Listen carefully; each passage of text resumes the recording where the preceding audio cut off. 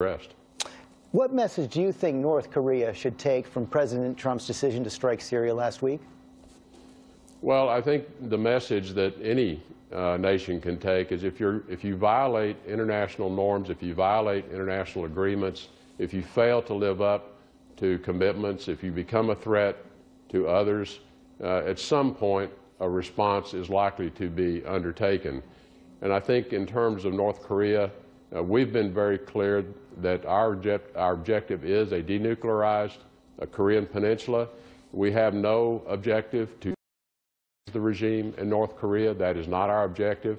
And so the whole reasons underlying the development of a nuclear program in North Korea are simply not credible. There's been at least one report that the United States has drawn up plans perhaps to consider assassinating Kim Jong-un. That's not true? I am aware of no such plans. In the president's meeting with President Xi of China, the president has often complained that China isn't doing enough to take on the North Korean nuclear program. Did he convince President Xi to take more aggressive action? And what was the response of the Chinese to the president's determination to go it alone if he must?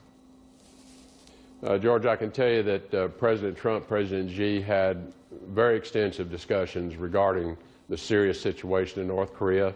They met for quite some time one-on-one to discuss North Korea, and there was a full range of options that were discussed between the two leaders. President Xi expressed agreement that the situation has reached a new level of seriousness and threat.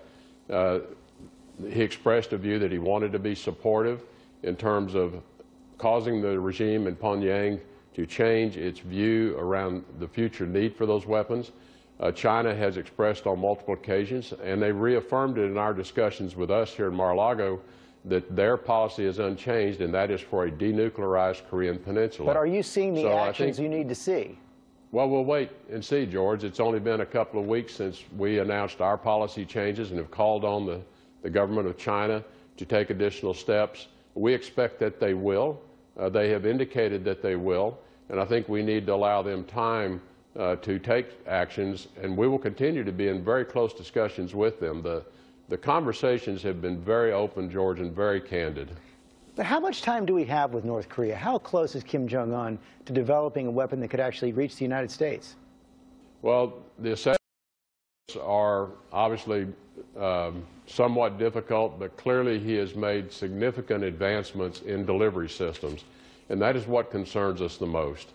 The sophistication around their rocket launch programs, their sophistication around the type of fueling that they use, and they're working their way towards the test of an intercontinental ballistic missile. And these are the kinds of progress that give us the greatest concern. So we've been quite clear with the regime in Pyongyang that that's what we want them to cease.